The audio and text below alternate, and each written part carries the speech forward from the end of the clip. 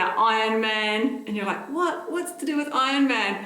Well, you know Lewis and how we talked to him in last week's episode, and he said he's going to do a half Ironman. Well, he's done the half Ironman, and I'm like, you have to share this with people. People have been asking about it. So we're going to show Lewis, he's going to talk about his Ironman, and then we're going to go to the Ask Lewis segment as well. Hey everybody, I'm driving, yay! And I'll keep looking this way, but I just wanted to say I am heading down south and I love having a car. So I've got a car now to drive and heading down south to do a ride that is gravel only now that I've got the gravel bike. And this is really cool because you can, rather than riding the gravel bike on the road to get anywhere, you can actually drive somewhere to Yankalilla today and doing a 60k, about 60 k's, 1400 climbing, 90% on gravel, and it's really, really cool. I love like the freedom of having a car. I've had my license my whole life since I was like 16, but I sold my car about 7 years ago, and that's when I got really properly into cycling, and I love it, and it's been great. But now this is just like the start of a whole lot of new adventures, and I'm really excited. So let's go and check out the gravel riding down on the peninsula down here in South Australia, and yeah, there's some awesome views, like ocean views. So yeah, this is cool.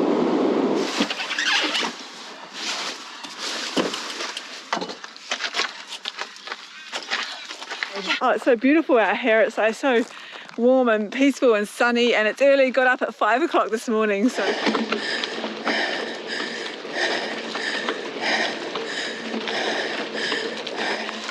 That was a good start, straight into a climb up this cattle track, basically, past all these barking dogs and a cow farmer. Woo, straight into a climb. I love it. That was a good way to go straight up into the hills. Puffed. Good climbing gears, similar to Fuji. Oh, check that out, just into the country. I love it. The hilltop.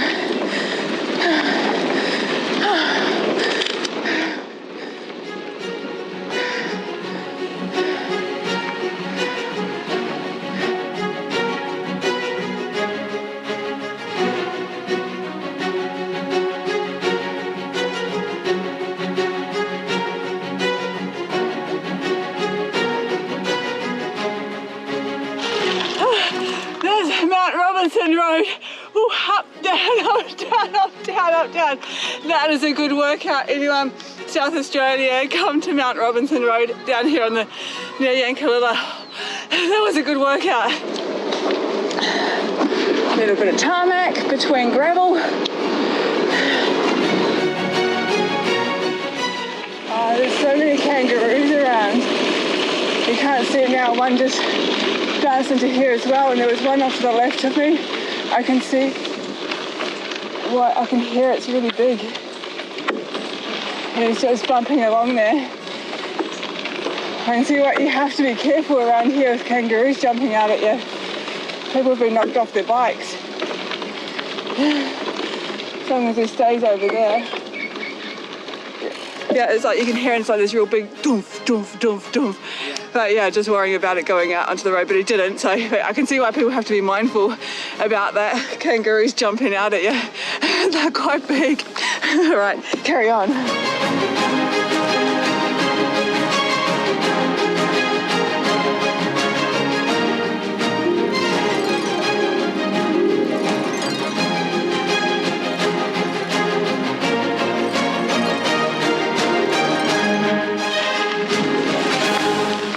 So peaceful out here, it's so nice. I'm still getting used to this. It's really cool, like this road, this gravel route today is up, down, up, down, up, down, up, down. There's hardly any flat, so that's why I'm talking to you right now, because like, oh, here's a flat section. I can talk to you, I don't have to quickly change gear. I'm getting used to it more and more. I'm getting more comfortable on the gravel and trusting it more on the downhill. You know, like when you're going downhill something steep, like on Fuji. Sorry, I think I just swallowed a fly. There are so many flies out here. But on Fuji, you know, you're braking, you're being really careful. And if I'm doing that on here, but then I let it go and just let the bike roll, it actually feels safer than when I'm braking and being cautious. And I've also let some air out of the back tyre, so it sits better on the gravel as well. So yeah, there are so many flies. I don't know if you can see them flying around. There are so many flies.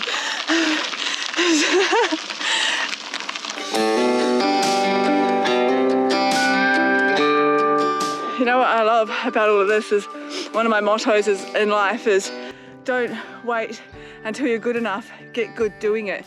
So I know the more and more I ride on gravel, the more I do lots and lots of climbing on gravel, I'm going to get better, I'm going to get stronger and fitter. The bike's heavier than Fuji, but it's good, it's going to make me stronger. Yeah, you just get good doing it. So and every time you go out, you just get better, you're better. It's really cool. All right, let's do this road. Yeah!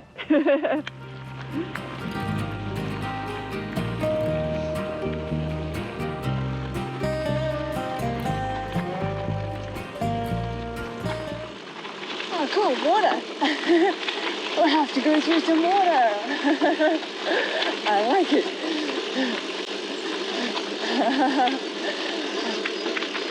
We should be able to make it through there. What do you guys reckon? Yeah, yeah, yeah. Yep. Butterflies. Can you see them?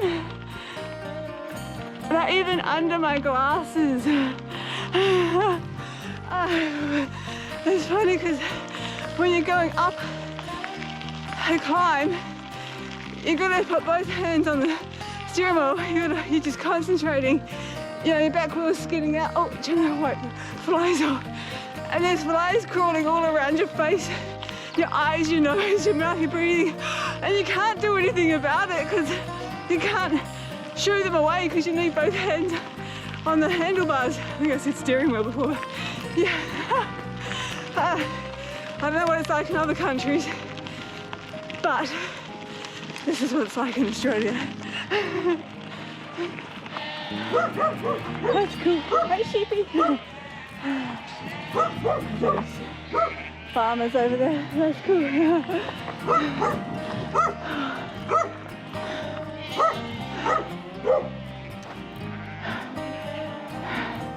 A dog barking. Tuckhead Road. Whew.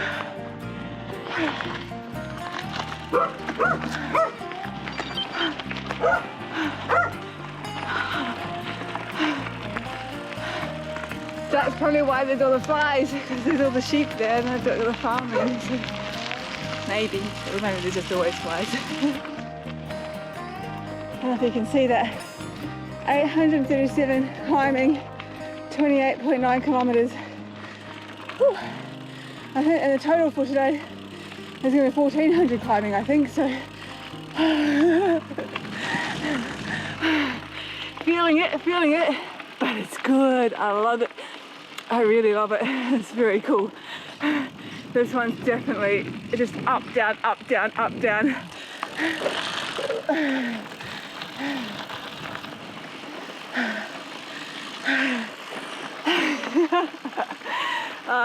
You get it, you get it. If you ride, you get it.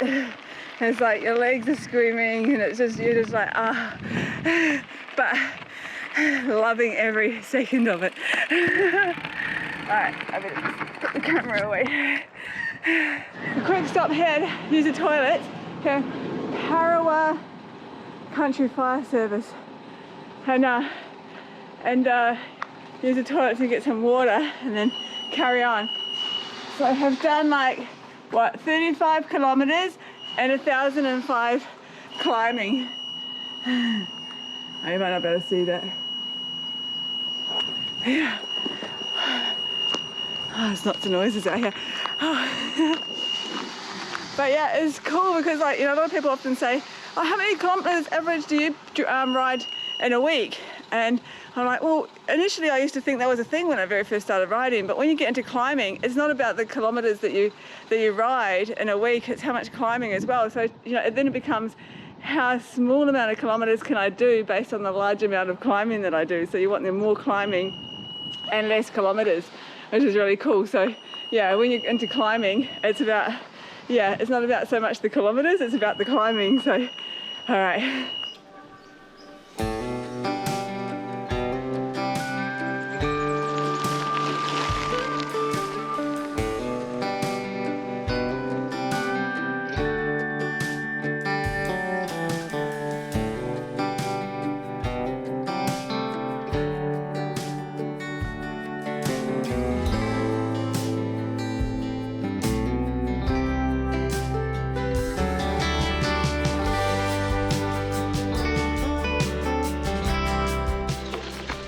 Here we go, here's a sign, the waterfalls go this way. Oh, yep. Down to here. Meow. Meow. Woo. Yeah.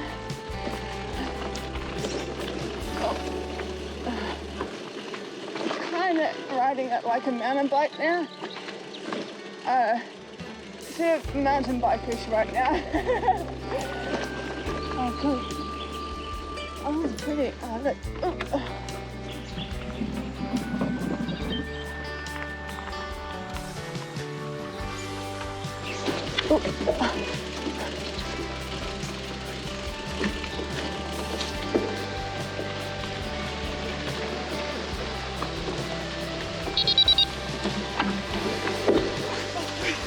Rocks here. Oh, that's cool. The waterfall.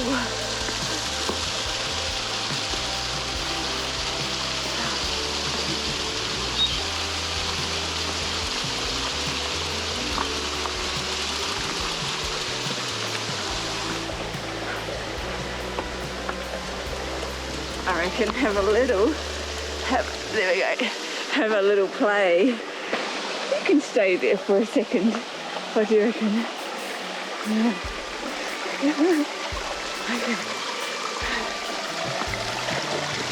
This is cool.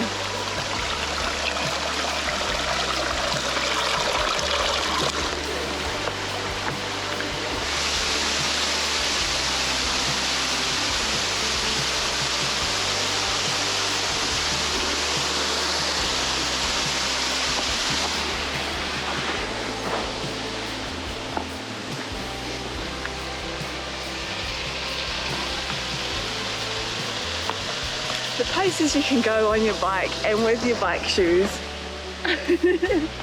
Why not? This is cool.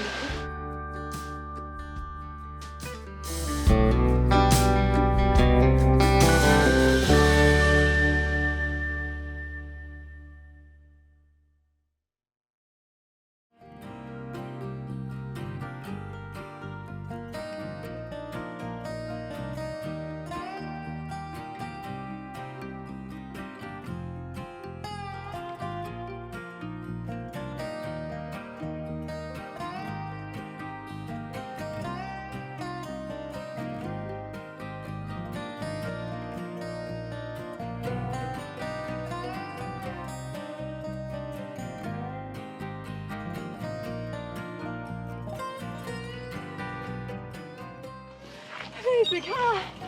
Woo. Yeah, so ended up doing 1,118 climbing and 52 kilometers.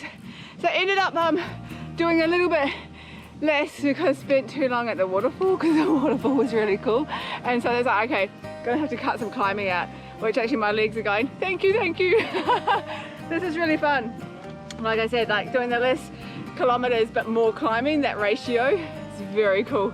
I'm getting more trusting the bike when I'm riding downhill and going fast. I'm like, trust the bike, trust the bike, trust the bike, and trust myself. But the bike's built for gravel, so yeah, it's really, really cool. So I'm getting faster on that. And like I said, get good doing it.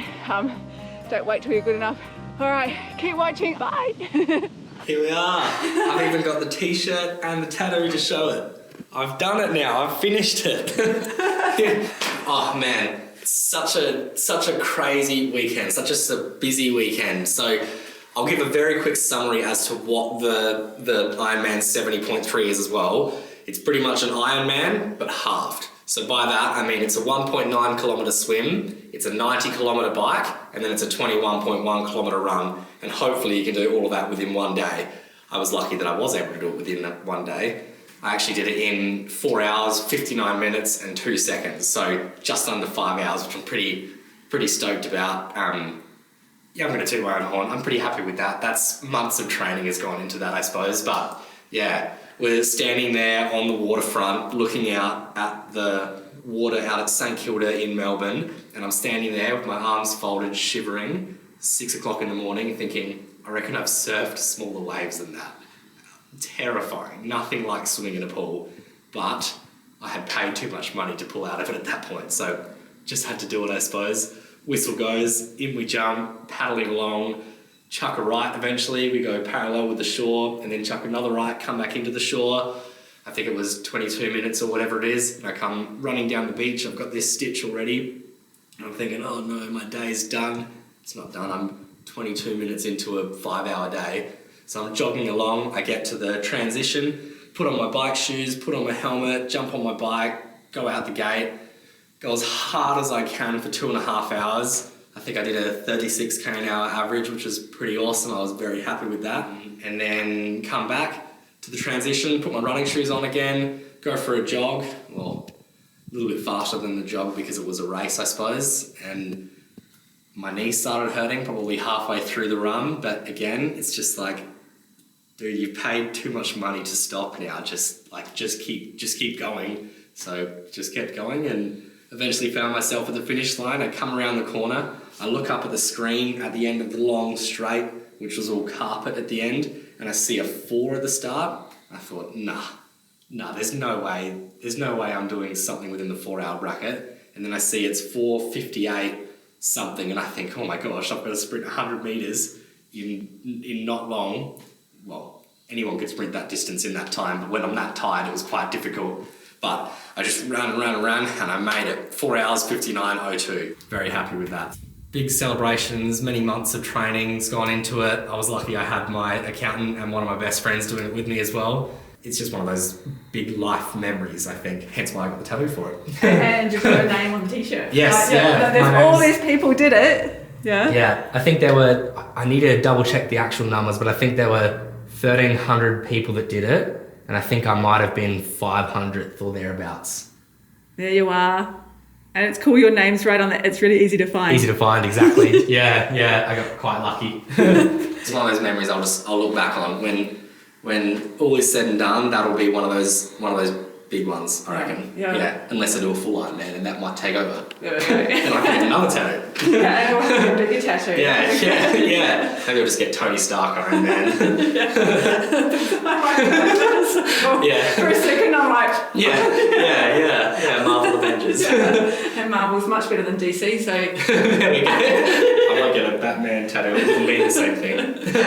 Yeah, anyway. That's so cool, you're not at the bottom of the ocean, like you said. You said you'll be either finished or you'll be at the bottom of the ocean and you're not. Dude. Thank you. Impressive, yeah. I must admit, at one point I was paddling along and there was someone kicking in front of me and I saw something move under the water and I thought, oh my gosh, what is it? Someone's feet, not an animal, no shark. No shark. But that thought definitely crossed my mind for that split second, which is not what you want when you're trying to breathe out in water that you can't see the bottom of. Now we'll go over to the Ask Lewis segment. We ran out of time last week, so we did a really cool segment for you guys, but it went way over time. We have to use a timer in the future, I think. Yeah. And so instead of doing another one right now, we're just going to play the rest of the other one. Reuse some of the last week's footage. Yeah. So we'll flick over to that now. You guys can watch it and then we'll come back. So check it out. See ya. Welcome to Ask Lewis with Serafina. Next question is from Steve. He sent this through email as well. Hey Steve, what tyre pressure should my tyres be? This is a good one. Everyone asks this question. Very good question, and I mean, as they all are.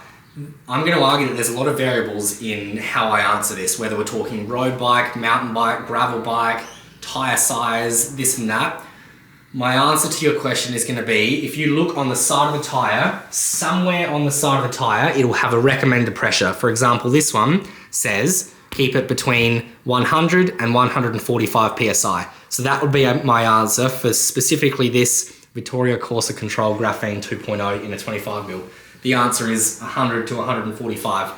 But to put it in more loose sort of rule of thumb terms, I suppose, on a mountain bike, I tend to say 40 on-road, 30 off-road. And if you're riding to the trail on the road to then go off-road, halfway between that would be 35. That'd be a pretty comfortable number. Road bikes, on average, sort of anywhere between maybe 90 and 110 is usually a pretty standard number. And then with gravel bikes, I tend to say, depending on the size of the tyre, again, there's variables, but I'd say anywhere between probably 30 and 60 PSI should be about enough to get you through a good gravel ride. Yeah, and actually, and talking about that I have the gravel bike now, Yes, so I've got Freddo. Yep. And somebody said to me, you need to put more air out of it so that because I'm light and when you're on gravel, apparently it's better if there's less. Do I need to do that? Like, should I take the air out of it, and, as opposed to someone who's bigger and heavier than me, they don't need to do that? So I think one of the things with cycling is it's a lot of personal preference is one thing. I just, quick disclaimer as well, but I don't disagree with what they're saying. If you run a slightly lower pressure, all the bumps in the road and all the little sticks and stones and rocks and everything like that, if you've got a lower tyre pressure, instead of your tyre being like this, it can squat a bit more like this, which can absorb the little bumps in it. So it'll be a lot more comfortable. You'll have more tyre on the ground, which means more traction, but on the other side of traction, you've also got more friction, which means it's going to be a little bit slower. But you're not racing anywhere because you just want to make it all the way to the finish line on a gravel bike. So lower tyre pressure is a lot more comfortable and a lot more grippy. And less likely to skid out. Exactly right. That comes back to that less grippy part as well, or more cool. grippy part. Yeah, exactly right. So less likely to slip out. So as long as I'm not trying to get all these QOMs and stuff like that, then just... Exactly. Yeah. Pump the tyres up really hard for the QOM and then let them back down when you're at the top. And then get really good at doing skids and then you're like, go around corners. Exactly. I do want to get good at that. Yeah. That's actually... Also, I think the next two might be actually good for another segment, because I think they're ones where we could get the bike on the rack and then go through the details of it, because it's so this is from Noah on Instagram, how do I take the wheel off my bike? So that might be something that's actually good to go through and show how to do that. And another that probably would be a good one, and then this one here as well, like from a few people, so from Dan, James, Michelle, how do I know if I have the right seat height? And I get asked this question all the time, and it's is that 3 people ask the same question? Yeah, I know, right? And, nice, cool, right, so, everybody wants to know this one. Is that something we could do a whole example on as well, or do that in another? Okay, so there's a whole other industry for bike fitting. So bike fitting can be one of those things that comes right down to the millimeter to be absolutely perfect for everybody. But in regards to just seat height, which is the whole question that we had there, not bike fit, just seat height, obviously we're measuring sort of from where the pedal is to where your bum actually sits. So contact point to contact point. So the distance from there to there, I suppose. When you're pedaling along, a very average rule of thumb, again, there's a lot of variables that can go into this, but for someone trying it out at home, if you've got the pedal all the way at the bottom and your bum is on the saddle there, if you have the pedal right at the bottom, if you completely lock your knee out, completely straight, your foot should be more or less parallel with the floor. If you find that your foot is a little bit up like this or a little bit down like this, it probably means that you've got to adjust the seat until it's more or less flat there. So that's a pretty average rule of thumb. Another one that you can do is if, for example, this is the pedal here, usually you'd have your foot on it like that. If you want to, you can try putting your heel on there and it should be completely locked out there so that when you move your foot back, you'll have that little bit of a bend in your knee. Again, these are all rule of thumbs that you can do yourself with your own tools at home. If you want to get a proper bike fit, it'll be some of the best money that you've ever spent. They're a little bit expensive, but it will tell you everything down to the millimeter for what you need to know about your body. Next question. Excellent. And this is the last one, and maybe a good example, because if I had Fuji here, I could show this. Yeah. But a male and female saddle is different. Good question. Okay. Very good question, actually. I'm going to say yes. And I say yes because the male pelvis and the female pelvis are different. The female pelvis, without putting too much thought into it, the female pelvis is a little bit wider than what the male pelvis is. So when we're talking about the actual sit bones, the bones you're sitting on the saddle, on a male pelvis, if your sit bones are, say, this far apart and you're sitting on a saddle like that, perfect. But if you're a female pelvis and your sit bones might be more like this, that saddle might feel really uncomfortable for you. So you have to find a wider saddle. The main thing we talk about between, to be honest, all different saddles, but this question's male versus female, is we're mostly talking about the width more than anything. You can get comfy gel ones and carbon fiber rail saddles and this and that, but the main thing that comfort is talking about the width.